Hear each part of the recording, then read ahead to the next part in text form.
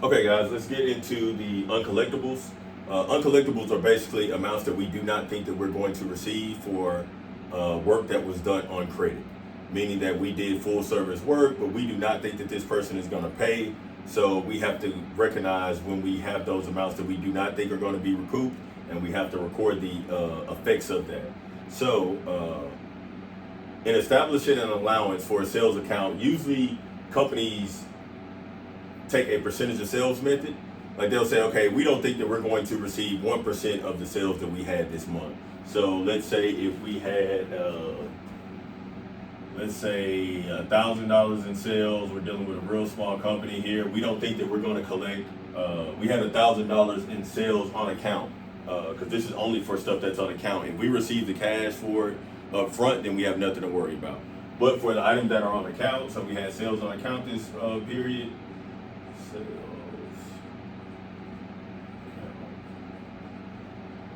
$1,000 of that, we don't think that we will collect 1% of it. Estimated uncollectible equals 1%. Right?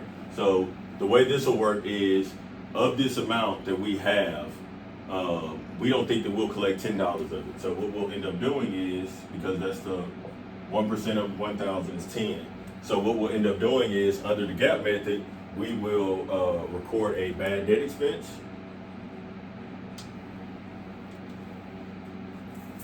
And because this is an expense account, we're going to use a debit to increase it. So we're going to debit our bad debt expense.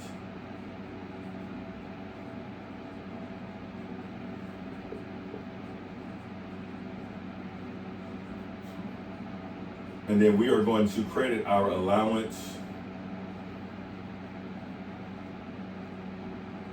for doubtful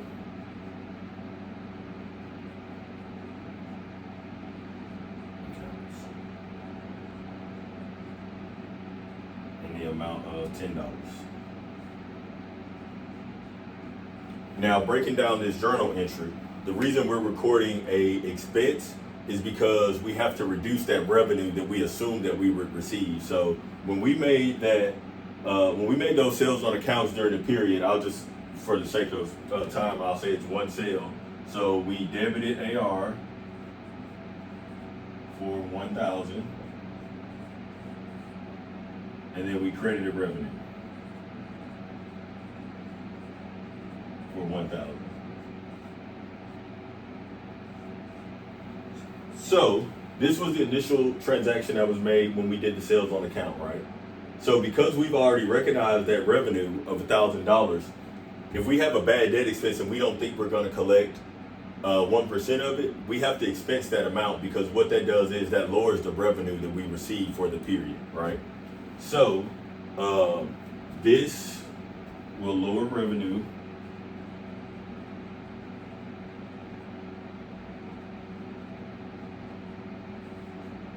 This will lower your AR. And the reason these do this is an expense account. So this will be on the statement of, on the income statement as an expense. This is a contra asset account.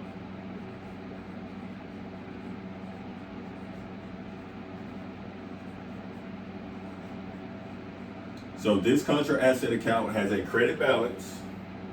So contra assets contain a credit balance to offset the asset.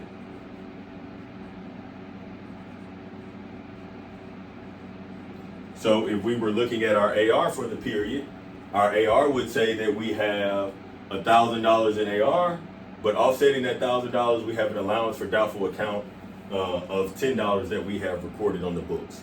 So that's just to adjust for that amount that we do not think that we're going to collect.